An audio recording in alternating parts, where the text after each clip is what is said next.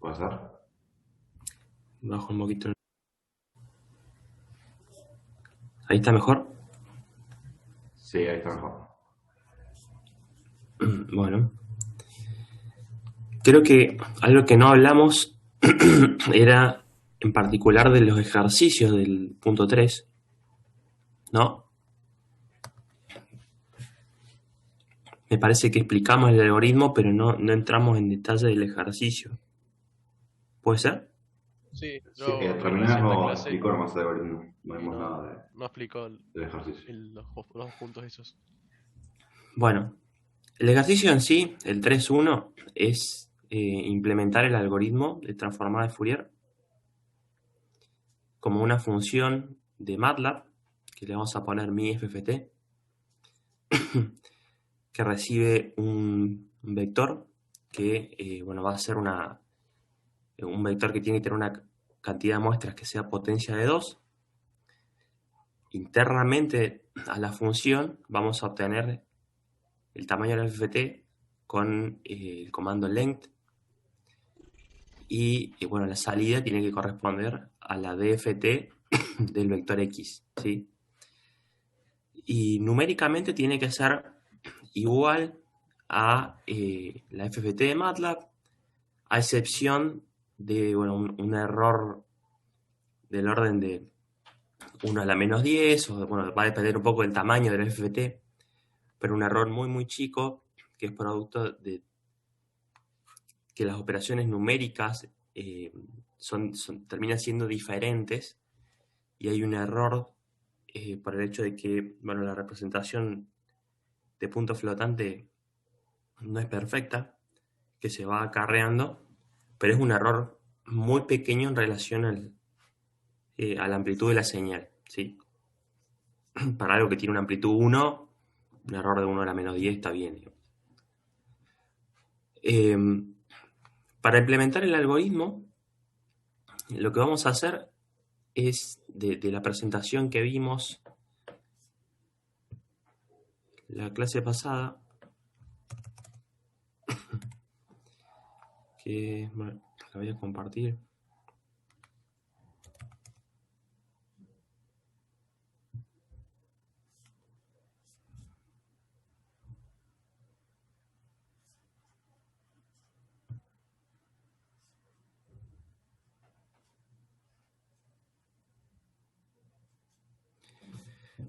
En esta presentación, en la última filmina, hay un ejemplo de... Profe, no ¿Sí? está grabando.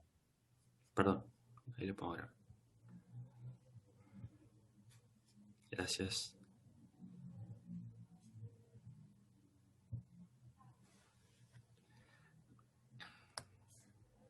Bueno, decíamos, el 3.1 tiene el objetivo de implementar la FFT con los pasos que vimos en la clase pasada, que en sí lo que hacemos es aplicar reiterativamente la misma operación, que es la butterfly, que es una operación que tiene dos entradas, dos salidas y una entrada de constante, que es el factor de giro, ¿sí?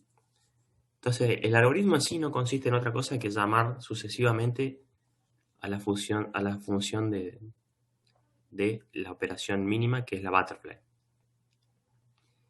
El truco está en la gestión de índices, que eso un poco lo veíamos cómo iba cambiando acá los índices que tengo que usar para alimentar a la función butterfly. Y eso está resuelto ya en cómo están estructurados estos bucles for. Que en este caso el esquema que está siguiendo es un esquema con 3 bucles for, ¿sí? Que descompone el algoritmo en, primero, bueno, la cantidad de etapas, que es el logaritmo en base 2 de n, y luego por etapa tiene la cantidad de grupos y dentro de cada grupo cuántos butterflies por grupo, ¿sí? Que son los dos algoritmos internos, ¿sí? Si se fijan acá, el primer for va de 0 a log 2 de n sobre 2, como empieza en 0, va a log 2 de n sobre 2 en lugar de ir a log 2 de n. ¿Sí? Si fuera de 1, si empezara en 1, iría a log 2 de n. Entonces, este primer for está barriendo las etapas. El segundo es el for de los grupos, y el que sigue, el for de la cantidad de butterflies por grupo. Y jugando con estos tres índices, ¿sí? En este caso, como están nombrados acá en este ejemplo, step, j e i, yo encuentro cuáles son las muestras que tengo que darle a la entrada x0, la entrada x1, y luego dónde guardar la salida y0 y la salida y1, y cuál es el factor de giro que tengo que darle pasarle a la función, ¿sí? Que este factor de giro lo que hago es precalcularlo en un vector, que acá se llama TFB, que dijimos que la cantidad de factores de giro que se usan es n sobre 2, porque después se empieza a repetir con el signo cambiado. Entonces, una de las cosas que tengo que hacer previo a esto es popular el vector TFB con los factores de giro, que no son más que los valores de una exponencial compleja que recorre el círculo unitario, ¿sí? Luego, otra cosa que no está en esta descripción de bucles es el ordenamiento en bit reverse, que eso se hace con una función de MATLAB que se llama bit reborder, ¿sí? Si yo tengo, vamos a ver,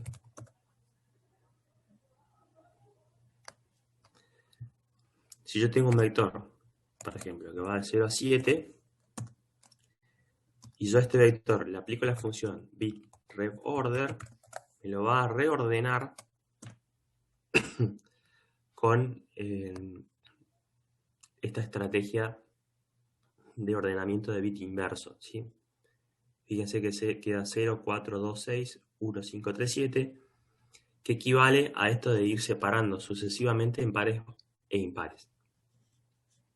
Entonces, el vector de entrada de mi función MIFFT, yo le aplico la función length para obtener el tamaño, que luego voy a usar en la creación de mis índices y en la creación de mis factores de giro. Lo voy a ordenar con el bit reborder. Voy a crear un vector de factores de giro que tiene n sobre 2 elementos que recorren el círculo unitario, que está dividido en n pedacitos, pero solo van hasta n sobre 2. Y luego ingreso a este bucle for que veíamos recién, donde internamente voy a llamar a una función que es mi butterfly, que tiene que implementar la función base de la FFT, que es esta. ¿Sí? Es una función que tiene dos entradas. A la segunda entrada la multiplica por el factor de giro, y que también es una entrada. En rigor de verdad la función tiene tres entradas, ¿sí? Entonces la segunda entrada la multiplica por el factor de giro, y luego se va a sumar y a restar de la otra entrada, y con eso genero las dos salidas, ¿sí? Ese es todo el algoritmo, y en eso consiste el ejercicio 3.1, en hacer lo que está explícito aquí. Luego, en el 3.2, que creo que está marcado como opcional,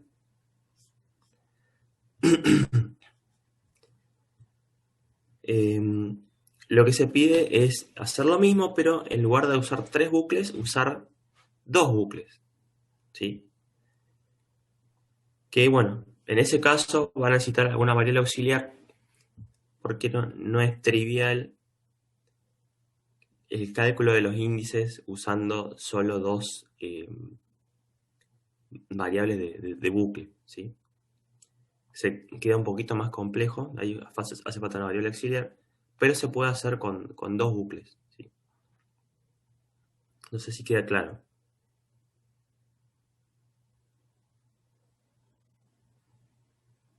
Por lo menos lo que hay que hacer. Sí, profe, se entendió.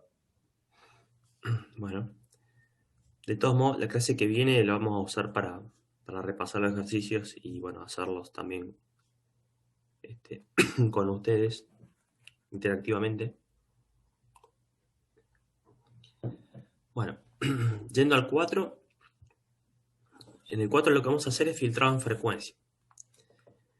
En la guía 3, una de las primeras cosas que hicimos en procesamiento, bueno, luego de la parte de gestión de índices, jugar con imágenes, cuando hicimos la implementación de un filtro FIR. Y ese filtro FIR lo que termina haciendo es la operación de la convolución, ¿sí? Si yo tengo un vector de entrada de n muestras y mi kernel de convolución también tiene n muestras, calcular n muestras de salida me va a llevar n al cuadrado operaciones, ¿sí? Porque por cada muestra de salida yo tengo que hacer todos los productos de mi kernel por mi vector de entrada, 1 a 1, y sumar, ¿sí? Entonces el costo computacional crece al cuadrado con la cantidad de muestras, ¿sí? Eso lo hace una operación muy costosa para filtros grandes.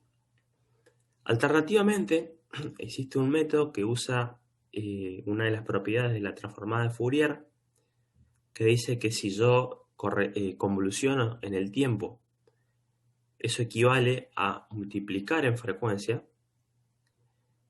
Haciendo uso de esa propiedad y teniendo en cuenta la ventaja computacional que me da la FFT sobre la DFT, yo puedo hacer el filtrado en frecuencia teniendo una ganancia operacional importante para filtros de varios tabs, ¿sí?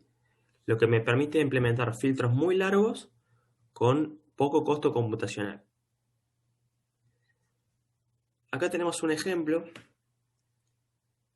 que me dice, bueno, si yo, de hecho, por ahí podemos ir a la presentación del FFT y repasar un poquito el costo de calcular una FFT, ¿sí? En este caso, el costo de la FFT es hacer logaritmo en base 2 de n etapas de n sobre 2 butterflies, ¿sí? Fíjense que acá tengo 8 y ahí siempre por etapa tengo 4 butterflies. Entonces siempre va a ser n sobre 2 butterflies por etapa. Y la cantidad de etapas siempre va a ser logaritmo en base 2 de n. Entonces, el total de computacional medido en butterflies es n sobre 2, que es la cantidad de butterflies, por log 2 de n, que es la cantidad de etapas. Si yo quiero hacer una convolución en el dominio de la frecuencia, tendría que agarrar mi vector de muestras, pasarlo a frecuencia, multiplicarlo por la transformada de mis coeficientes y luego volverlo al tiempo con una IFFT, ¿sí? La IFFT tiene el mismo costo computacional que una FFT. Entonces, lo que era n sobre 2 logaritmo en base 2, como tengo que hacer FFT e IFT, ahora va a ser n, ¿sí? Entonces, medido en butterfly, tengo que hacer n por log 2 de n operaciones para ir y volver, ¿sí? a frecuencia. Y además, n productos. Entonces, para obtener n muestras de salida, en lugar de hacer n cuadrado operaciones, la cantidad de operaciones que voy a tener va a ser n por log 2 de n más n, ¿sí? Esa es la cantidad de operaciones. Entonces, por muestra, yo voy a tener esto dividido n. En el caso ideal, que ya vamos a ver que no es que no se puede en realidad tener esta eficiencia. Esta eficiencia solo se da cuando mi kernel es un impulso, ¿sí? Pero es para que tengan la idea de cómo estoy midiendo el costo, ¿sí? Lo estoy midiendo acá en cómputos por muestra de salida. En el caso anterior, yo tenía n al cuadrado dividido n, lo que me da n, ¿sí? Y cuando yo ploteo eso para distintas cantidades, distintas longitudes de filtro, ¿sí? Voy aumentando a n, y la cantidad de productos que tengo que hacer, en el caso de una convolución, va creciendo al cuadrado, ¿sí? Pero en el caso de el filtrado en frecuencia, crece con n log 2 de n, que es mucho menor a un cuadrado. Y si bien al comienzo hay una zona donde hacerlo en frecuencia es más costoso, quizás aquí en el gráfico no se termina de ver, pero la curva azul empieza por encima de la curva verde, alrededor de 20 taps aproximadamente, quizás un poquito más, ya se empieza a ver que hacer el filtro en dominio de la frecuencia empieza a ser más económico, ¿sí? Y bueno, si uno va a cantidades grandes de coeficientes, por ejemplo, ya en 120 taps la relación es de más de 3 veces, es decir, cuesta 3 veces más hacer una convolución que hacer un filtrado en el dominio de la frecuencia. Y esta diferencia, bueno, va creciendo muy rápido y es significativa para, bueno, filtros más grandes. Entonces vemos que este es un método muy útil porque muy rápido conviene ya en costo computacional frente a hacer la convolución. El problema es que algorítmicamente es un poco más complicado, ¿sí? Nosotros dijimos, para simplificar, que bueno, para tener cada n muestras de salida hacíamos un FFT. Bueno, en realidad no. ¿Por qué? Porque no podemos considerar que nuestra muestra de entrada está compuesta de segmentos independientes, ¿sí? Si yo lo paso por un filtro, el filtro va a ir mezclando muestras dentro de la longitud del kernel, ¿sí? Entonces, yo no puedo agarrar mi secuencia de entrada y dividirla en pedacitos de n, donde n es el tamaño de mi FFT, y operar independientemente de un bloque al otro. Porque hay una zona que si yo hiciera la convolución, operaría con muestras de los dos grupos. Lo cual, si lo hago de este modo, no se daría. Entonces la operación no tendría matemáticamente forma de generarme los dos bloques, ¿sí? Por lo que siempre para hacer filtrado en dominio de frecuencia va a haber cierto solapamiento entre los bloques de n muestras que tengo que tomar. Y eso me baja la eficiencia. ¿Y cuánto es el solapamiento? Bueno, es la cantidad de muestras que tiene mi kernel, ¿sí? Es decir, el filtro que quiero implementar me dice cuántas muestras del bloque anterior necesito para poder procesar el bloque siguiente. Y eso me va a restar un poco en la cantidad de muestras útiles que obtengo por operación. Pero vamos a ver que sigue conveniendo y por mucho. Entonces, para resumir un poco el proceso, tenemos nuestra secuencia x1 que la convertimos con una FT a x mayúscula, ¿sí? Luego multiplicamos 1 a 1 con el kernel de los coeficientes que ya está pretransformado a frecuencia y esto es importante porque el hecho de tenerlo ya precalculado me ahorra de tener que hacer una FFT. Con esta operación yo tengo un bloque I1 que luego voy a antitransformar con una FFT para obtener I1 minúscula, ¿sí? Acá el índice es el índice de bloque. Entonces este es el primer bloque de muestras. Y de estas muestras que obtengo, voy a descartar las primeras m-1 muestras.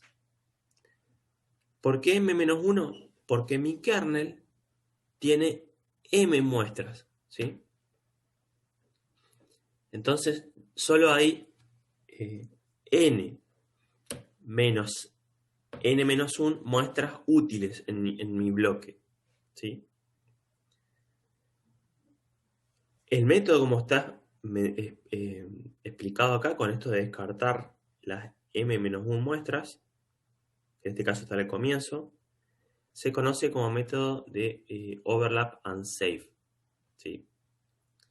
El overlap es porque, bueno, los bloques que yo tomo de la entrada, estos bloques X1, son bloques que se solapan también, ¿sí? Bueno, aquí el solapamiento de entrada se muestra de este lado. Por ejemplo, del X1 al X2 va a haber un solapamiento de m-1 muestras entre las últimas muestras del bloque X1 y las primeras del bloque X2. Siempre van a estar solapadas. Por lo que la cantidad de muestras útiles que yo proceso de la entrada, ¿sí?, es este valor L que está acá, que es N, siendo N el tamaño de mi FFT, menos, entre paréntesis, M-1 muestras, donde, recuerden, M es el tamaño del kernel, ¿sí? Y con este descarte que hago, yo obtengo L muestras a la salida y con eso reconstruyo la secuencia de salida. Este método me da exactamente lo mismo que una convolución, ¿sí? Pero con un costo bastante menor. Ahora se puede discutir, bueno, no estoy sacando n muestras, estoy sacando n menos m-1. Y bueno, hay un trade-off ahí. Si el filtro es muy grande en relación al tamaño del FFT,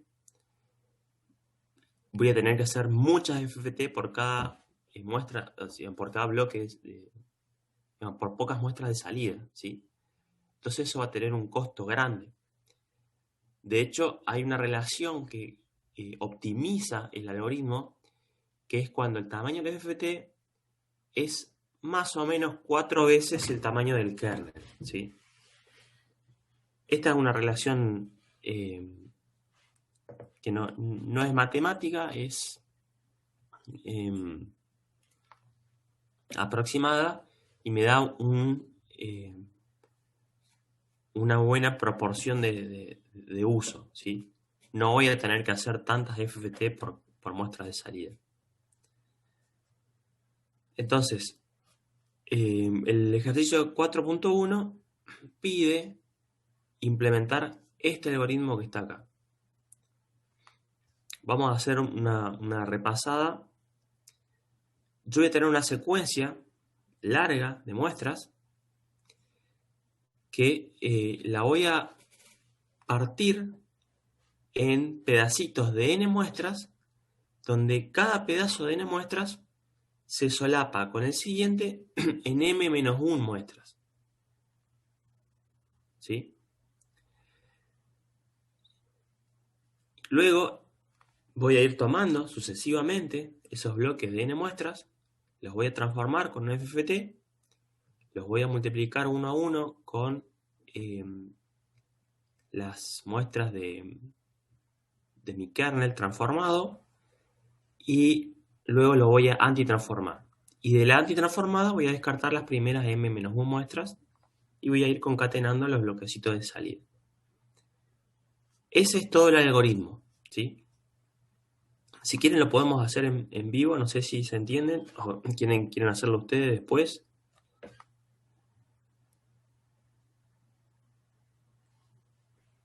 ¿Qué prefieren? Si lo hace usted mejor y después nosotros lo repetimos. Bueno, vamos a hacer un script. Entonces, supongo que tenemos un filtro H. Dijimos que M era el tamaño del kernel, ¿no? Y vamos a darle un tamaño, no sé, 270, ¿sí? Y vamos a hacer un kernel aleatorio, M, ¿sí? Me hice un kernel de 270 muestras acá. Y mi secuencia de entrada va a ser X, también otra secuencia aleatoria.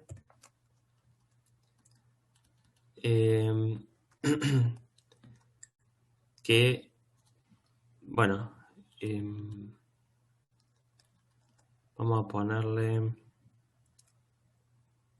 ¿Qué tamaño le podemos poner? Bueno, cantidad de bloques. Lo vamos a definir en cantidad de bloques. Bloques 100. ¿Sí? O sea, tiene 100 bloquecitos de L muestras. Entonces, N, que es el tamaño del FFT, lo voy a calcular con este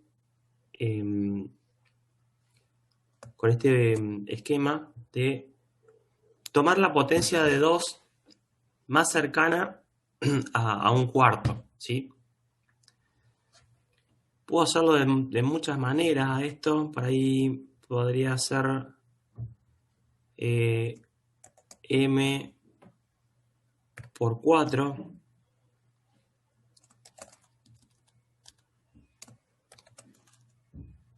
Y, a ver. No, perdón. M dividido 4. Lo voy a redondear.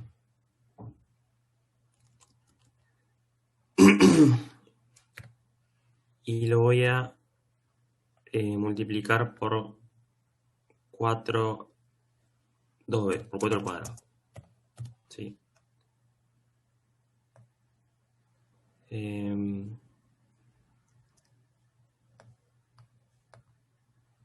Creo que así me da...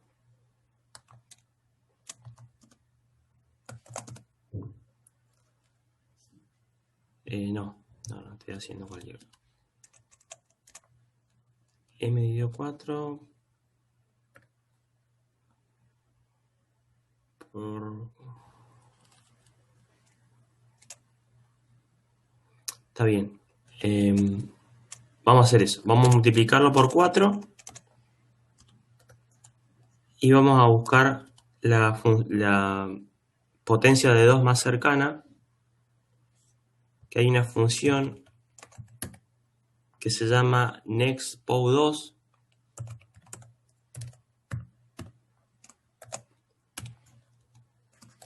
que me va a dar la potencia de 2 más cercana a este valor, ¿sí? La contra del esquema que elegí acá es que me va a dar un valor más grande, ¿sí? Fíjense, bueno, la potencia de... Esta es una potencia de 2, entonces tengo que hacer 2 a la esto. 2 a la 11 me da 2048,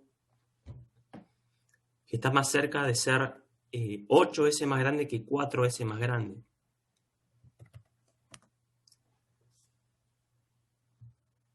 Entonces, ahí, bueno, habría que jugar un poquito para redondearlo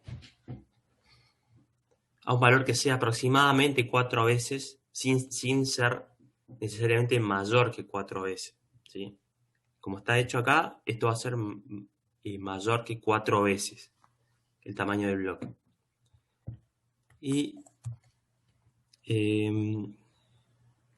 la entrada, dijimos, tiene B bloques de tamaño L, donde L va a ser N menos M menos 1. ¿Sí?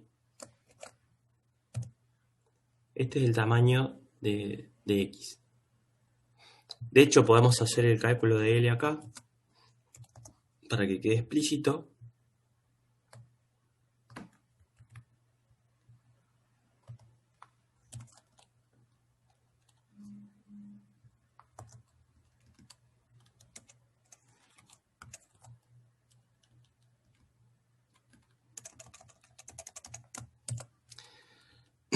Y X va a ser B bloques de L muestras. Como dijimos, L, perdón, acá en la entrada, es N menos M menos 1. Bien.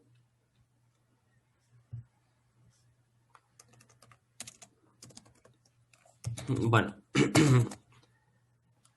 Ahora, si yo fuera a hacer esto con una convolución, obtendría la salida ahí como la convolución entre X y H. Y igual.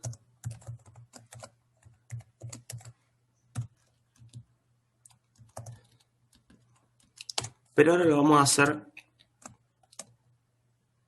procesando estos B bloques, ¿sí? Entonces, voy a ir de I igual a 1 a B. Y voy a tener un bloquecito de N muestras, que lo vamos a crear acá. Vamos a llamarle XB, que este es mi X de bloque, que tiene N muestras, que comienzan todas en 0, de las cuales las primeras M-1 muestras corresponden al bloque anterior, ¿sí? Entonces, XB de M hasta el final va a ser X tomado de a un bloquecito, ¿sí? Es decir, voy a usar mi índice I, que en primera instancia va a valer 1, entonces la primera muestra va a ser I menos 1 por L más 1, y esto va a ir a I por L. ¿Sí? ¿Qué estoy haciendo acá? Estoy segmentando la entrada en pedacitos de L muestras. Puede ser confuso el tema de la gestión de índices, pero lo que estoy queriendo hacer es este particionado, ¿sí? Donde yo necesito los valores de índice de la primera muestra y de la última de cada bloque para poder segmentar a X. Y eso es lo que estoy haciendo acá. Cuando I valga 1, la primera muestra va a ser I menos 1, 0, más 1, muestra 1. En MATLAB empieza en 1 las muestras. Y voy a tomar de la 1 hasta I por L, es decir, que en este caso vale 1, entonces voy a tomar de la 1 a L. Para el segundo bloque, ¿sí? I va a valer 2, entonces voy a tomar de la muestra L más 1, ¿sí? Recuérdense que la última que tomamos antes era la muestra L, ahora arranco en la L más 1 y voy a ir hasta la 2L. Y así voy a ir tomando pedazos de X, ¿sí? Eso explica este cálculo de índices que hago acá, es el segmentado que hago de la entrada.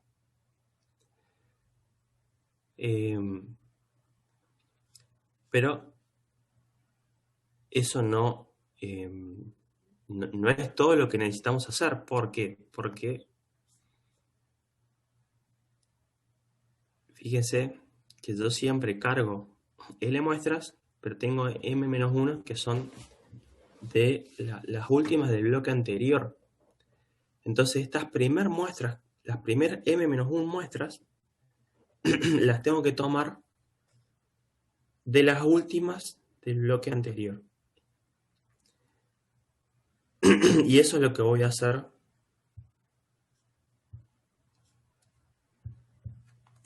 previo a pisarlas, ¿sí? Entonces, las muestras X de B que van de la 1 a la M-1 son las muestras de X de B que están sobre el final, ¿sí? Es decir, de la L más 1 hasta el final. Lo que estoy haciendo acá son las últimas muestras, las corro al comienzo para cumplir con esto, ¿sí? Que en cada bloque haya L muestras nuevas y las M-1 anteriores pasan a ser las primeras del bloque que sigue. Entonces, eso es como estoy trabajando sobre el mismo vector, las corro, si hago un shift, las pongo acá, y ahí después cargo las L muestras que siguen. ¿Se entiende eso?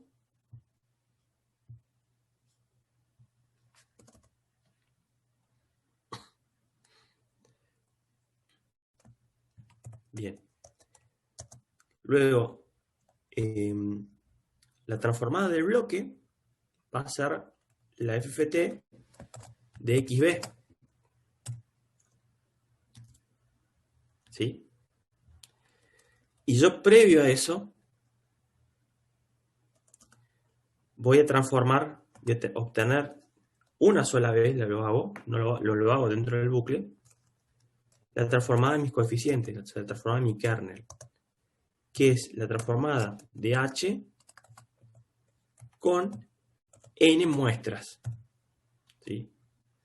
En este caso XB tiene n muestras, entonces no necesito explicitar la cantidad de muestras.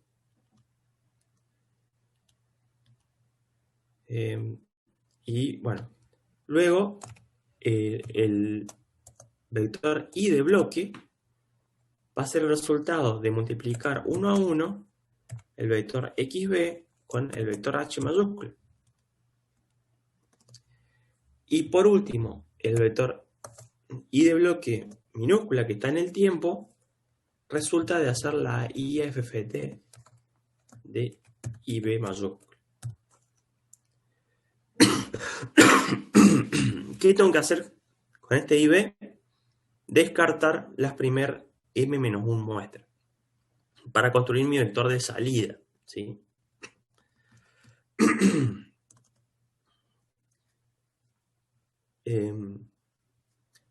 Hay muchas formas de hacer esto. Bueno, podemos agarrar y hacernos un vector I ya creado de antemano con B por L bloques. Y acá lo que voy a hacer es asignarle, usando los mismos índices que usé con X, ¿sí? Porque estoy accediendo a una porción de L muestras, les cargo las últimas L muestras perdón, esto es I, de IB. IB de M hasta el final.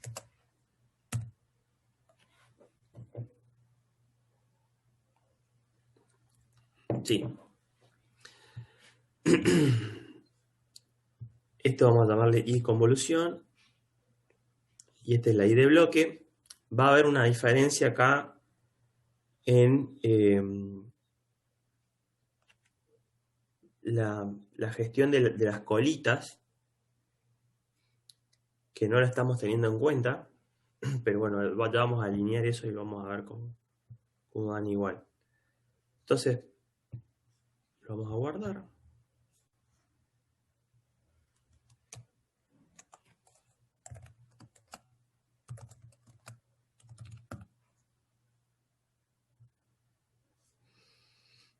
Y vamos a ir viendo que tenemos los tamaños como esperamos.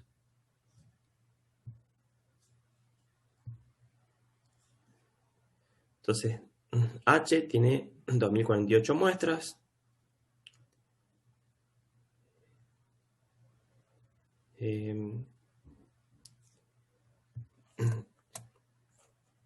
M-1 es, perdón, M-1 es 269.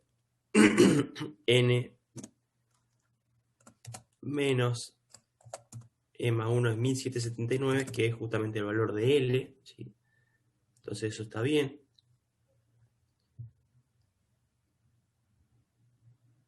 Acá vemos, bueno, si yo hago un length, veo que también estoy leyendo M-1 muestras y la estoy cargando en las primeras M-1 muestras a la entrada.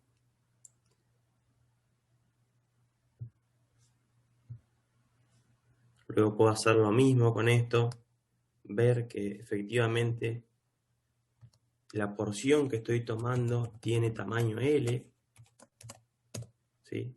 Es igual a L, está bien. Esta selección también. Este juego de usar length y fijarse que los indexados estén bien es crucial, porque si no está indexado bien, esto no da lo que tiene que dar. Y finalmente, bueno, tengo la salida, ¿sí? Si esto yo lo termino de correr,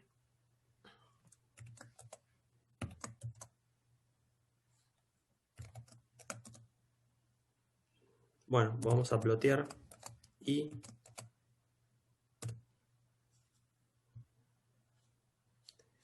como tanto la entrada como la salida son aleatorias, el resultado es una señal aleatoria, pero tenemos este problema con las colitas, ¿sí? Si yo esto lo ploteo encima del i que obtuve con la convolución, voy a ver que tengo una diferencia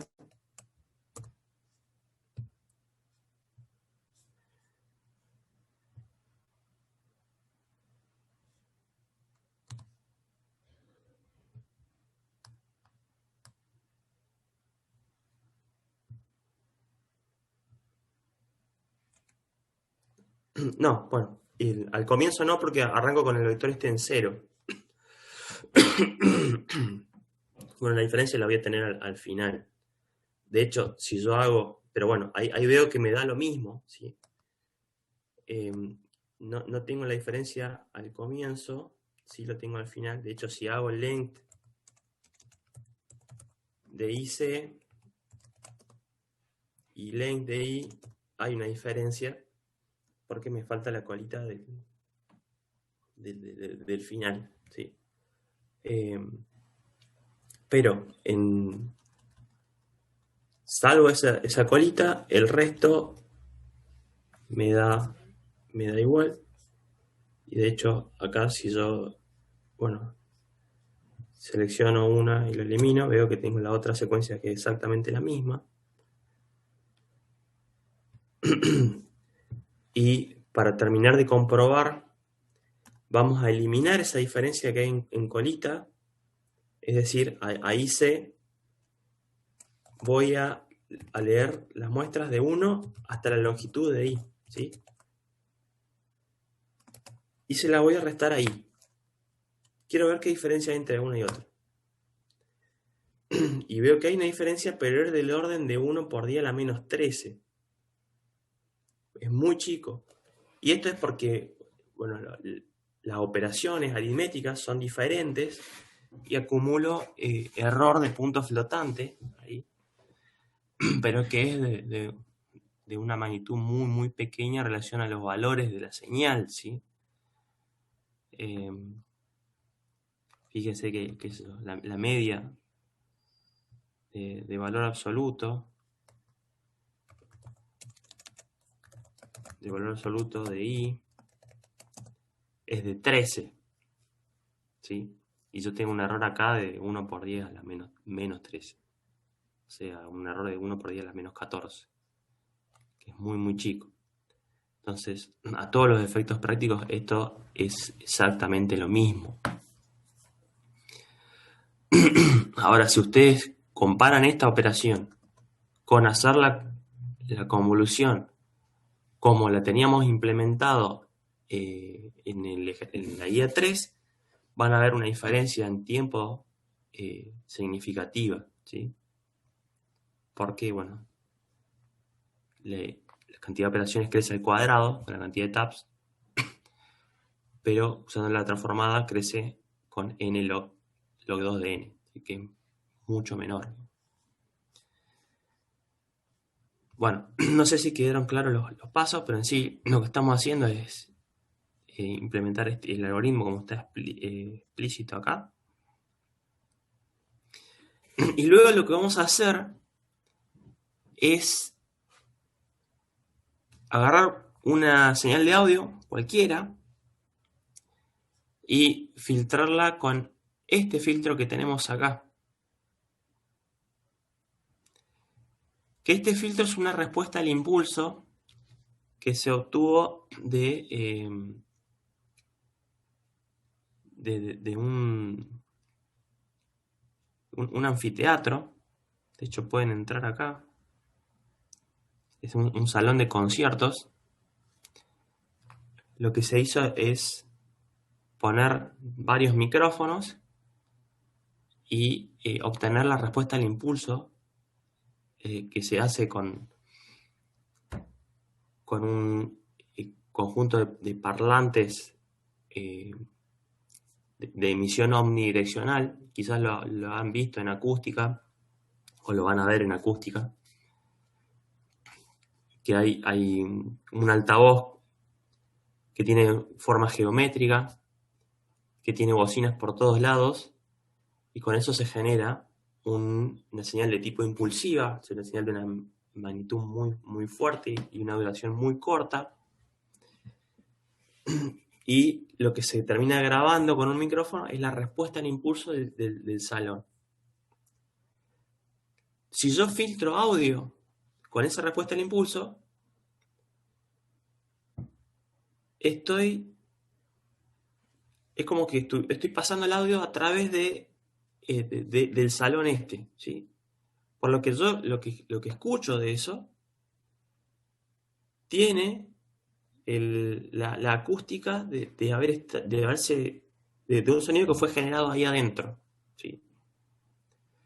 Por lo que esto es muy útil y de hecho es un efecto muy usado en audio para dar sensación de que algo se está reproduciendo en vivo, por ejemplo.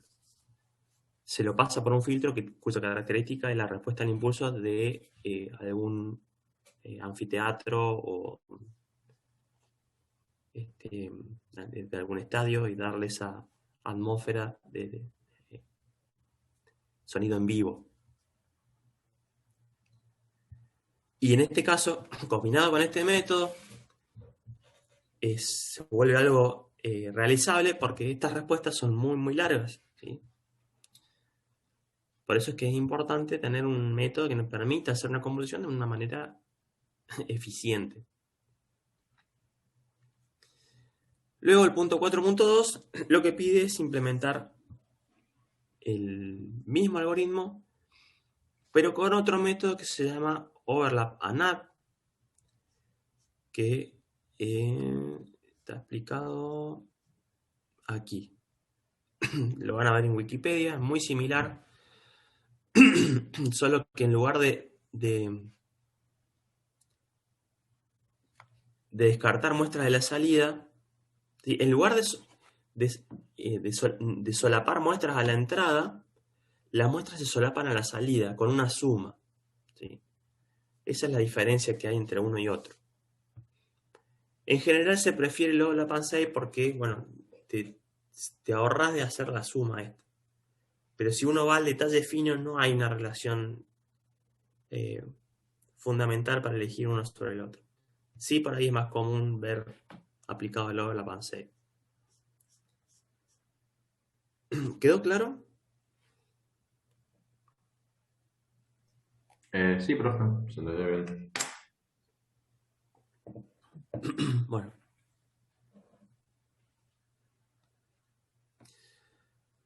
Por último, lo que vamos a ver es filtrado adaptivo.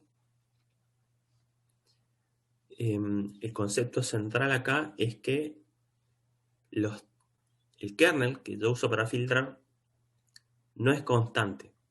Es decir, va a variar en el tiempo.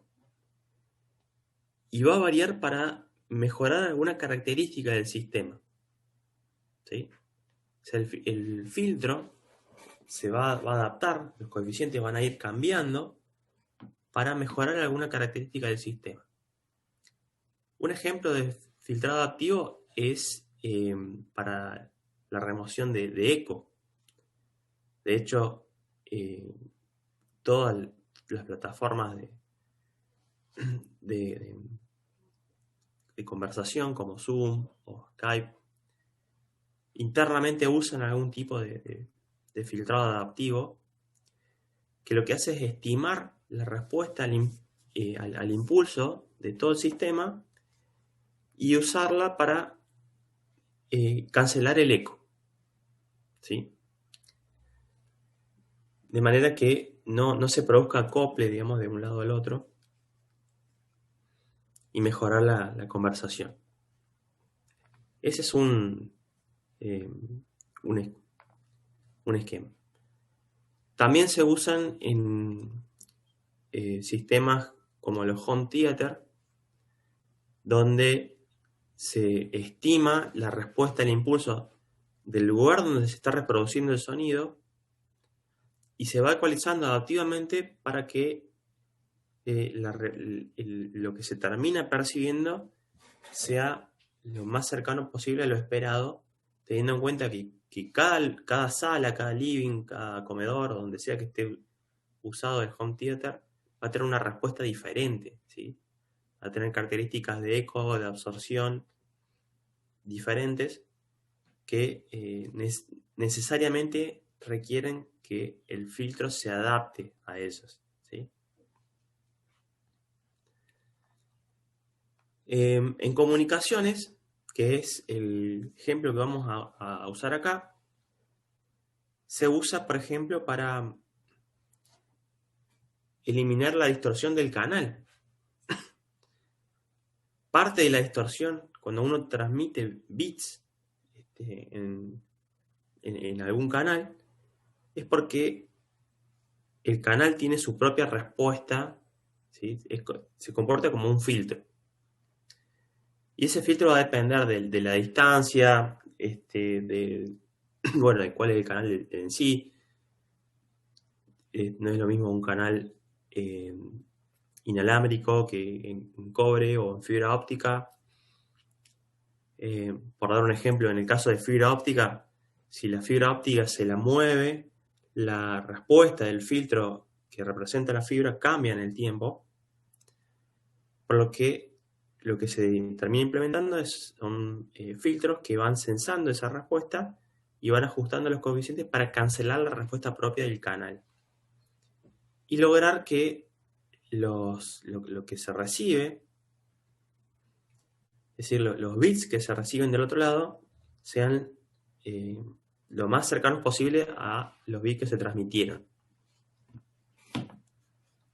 Por supuesto, hay un agregado de ruido que el sistema no puede anticipar, no puede eliminar el ruido, pero sí puede cancelar la parte que es determinística del sistema, que es la parte de filtro propiamente dicho. Entonces el esquema que vamos a tener es un esquema como este, donde tenemos una secuencia X que pasa por un canal, que tiene una parte que es determinística, que es HDN, es la parte de filtrado, una parte que no conocemos, que es el ruido agregado, y luego se va a procesar con un ecualizador que tiene estos coeficientes H, sombrerito de N, que van a ser tales que cancelen al filtro H. ¿Sí? No siempre es posible la cancelación, pero van a buscar minimizar el efecto de H tanto como sea posible. Y lo van a hacer en función de algún criterio, ¿sí? Que es esta señal de error que tengo acá. Entonces, la salida de mi filtro adaptivo, este X sombrerito de N, se va a restar de una señal de referencia D de N para tener otra señal que es la señal de error, que se usa para ajustar los coeficientes. Es decir, yo a esta señal la comparo con una referencia, tengo un error y con eso ajusto los coeficientes. Ahora, esto puede ser de muchas maneras. Por ejemplo, yo podría transmitir un patrón conocido que sé cuándo me llega porque tiene algún esquema que me permite sincronizar y saber cuándo tengo el patrón conocido. Entonces ahí simplemente resto la secuencia de entrada alineada con el patrón que espero recibir, con eso tengo el error, ¿sí? Ese caso se conoce como compensación con símbolos piloto, o también podría hacerlo con algún tipo de adaptación ciega, donde yo no transmito nada conocido, sino que uso alguna propiedad de la señal que me permite saber si estoy más o menos cerca de la señal que busco. En el caso de una comunicación digital, yo estoy transmitiendo bits. Los bits tienen 2 valores. Entonces, mi señal ideal es una señal que tiene solo 2 valores. Por lo que cualquier cosa que esté fuera de esos 2 valores, lo puedo tomar como error. Y ese es el tipo de señal de referencia que vamos a usar.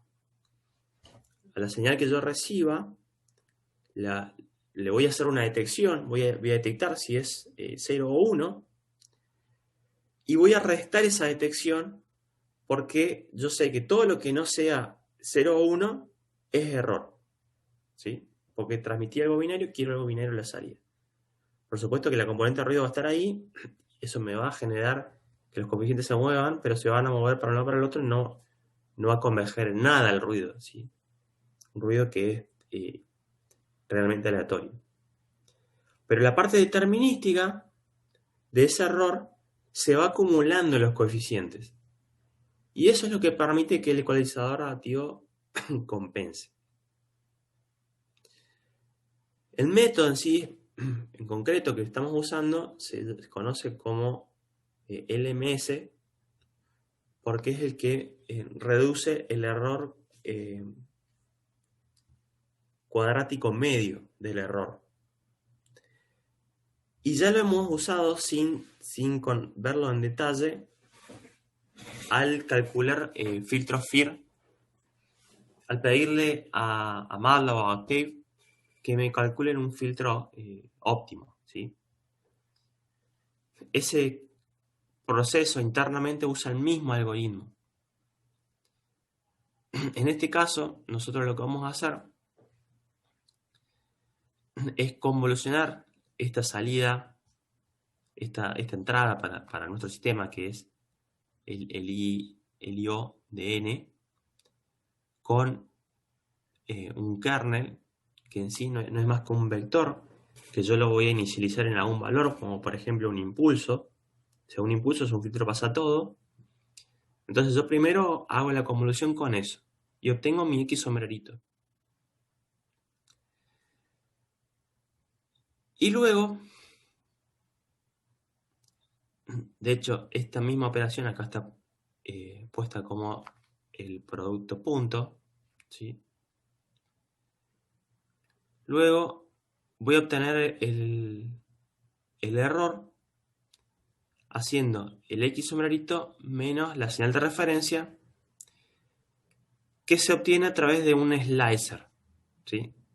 Que el slicer no es más que preguntar si X de N es mayor que 0, entonces le pongo 1. Si es menor que 0, le pongo menos 1. Esa es la señal de referencia. Esto ya está dado en un script que es este lms.m, y lo único que tenemos que hacer nosotros es implementar un par de componentes de este proceso, que es, por un lado, el filtrado, ¿sí? Es decir, yo tengo mi entrada, quiero filtrar con mi kernel adaptivo. Y por otro lado, la adaptación de los coeficientes, es decir, cómo adaptan estos coeficientes. Que eso lo van a sacar, digamos, exactamente qué es lo que tienen que hacer ahí, lo van a sacar de este proceso que está acá, ¿sí? Esta formulita que tienen acá es la que tienen que implementar. Donde, en definitiva, lo único que hago es, yo a mi vector de kernels le voy a restar el error multiplicado por la entrada del filtro y todo escalado con un factor mu, que es la velocidad de convergencia, ¿sí? Es como la constante proporcional de este lazo. Esto es como un lazo de control. Si ustedes se ponen a analizar esta ecuacioncita, cuando yo hago el error por la entrada, lo que estoy haciendo es correlacionar, ¿sí? Correlaciono el error con las muestras de entrada. Y eso lo acumulo en los coeficientes. Entonces lo que estoy haciendo es mover los coeficientes siempre que haya correlación entre el error y la entrada. La entrada de mi filtro, ¿sí? Acuérdense que este IO es la entrada del filtro. Entonces este algoritmo va a ir moviendo los coeficientes hasta que este producto dé 0. ¿Sí? En rigor de verdad nunca va a dar 0 porque hay una parte de ruido ahí. Pero va a dejar de acumular, digamos. De hecho, si yo evalúo en el tiempo el filtro, voy a ver que los coeficientes empiezan en un valor y se empiezan a mover y convergen en un valor. El valor que converge es el valor en el cual la correlación que me queda residual entre el error y la entrada es aleatoria pura, ¿sí? No hay nada determinístico. Todo lo determinístico ya lo puse en los coeficientes. Y eso es lo que me permite adaptar. Y ese es el núcleo del algoritmo de LMS. Esta resta de correlación, ¿sí? En sí, el objetivo no es ir a fondo acá en la matemática, sí entender el problema, por qué se usa un filtro adaptivo, implementarlo y bueno, y ver qué pasa, digamos, jugar. De hecho, cuando lo implementen, van a ver lo que termina realizando esto. Que no estoy seguro si tengo a mano el ejercicio resuelto para mostrarles qué es lo que deberían ver.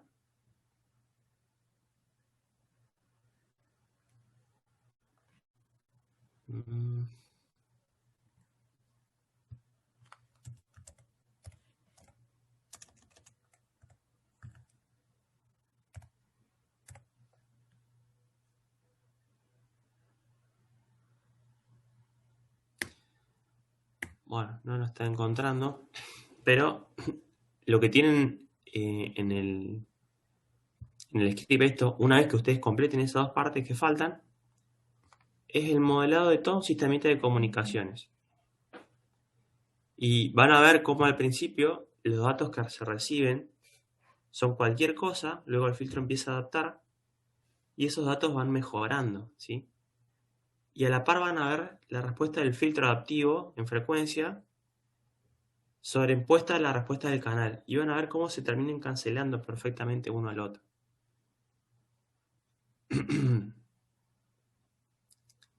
Así que el objetivo en este caso es jugar nomás con filtros adaptivos. Y eso termina la guía 7, que, bueno, junto con las dos de DSP que nos quedan, son las que componen esta segunda parte del año. ¿Alguna duda?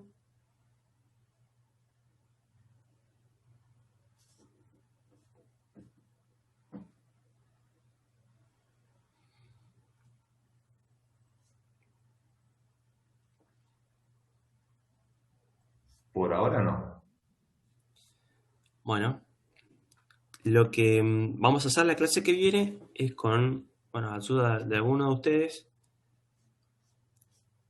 cerrar los ejercicios que queden sin hacer, repasar dudas, y bueno, hacer andar esto, digamos. Esta es una guía que, bueno, a mi entender es de las más interesantes, así que en lo posible traten de hacerlas, ¿sí? Bueno, eso sería Profe, todo por hoy. con el tema de la placa, ¿cómo vamos a hacer al final? Bueno, algunos chicos sé que ya se han puesto en contacto con gente del año pasado y han recibido las placas. Las que tengo yo todavía las estoy probando y tratando de tener la mayor cantidad posible andando. Eh, Antes de empezar la guía que viene, bueno, que es la que dimos anteriormente, la guía 5, vamos a poner un día en el que las van a venir a retirar. Si no puede, alguno no puede retirarla, la retira un compañero y bueno, después se la da. Eso lo vamos para una planilla para ver quién tiene cada placa y se la llevan a su casa. La placa solo se programa con un cable micro USB, así que no necesita nada extra. Quizás para la parte de audio serviría tener una protoboard donde vamos a implementar un circuitito ahí que, bueno, que el kit este en sí no tiene, pero es de acomodar la continua, ¿sí? La salida que tiene la placa está referenciada a DC y hay que pasarla por un capacitor para hacer la continua. Y a la vuelta hacer el proceso inverso, digamos, le va a sumar una continua para dársela a la DC de la placa. Eso lo hacemos en una protoboard. Pero bueno, no necesitaría nada extra, ¿sí? Ok. Entonces ya principio de octubre. Sí, la clase que viene es todavía de esta guía, que la vamos a repasar. La idea es que, bueno, la termine de entregar en el fin de semana ese que sigue, al viernes que viene. Y el otro viernes sí arrancar con el DSPIC. Así que, bueno, en ese tiempo vamos a coordinar un día para que pasen a buscar las placas.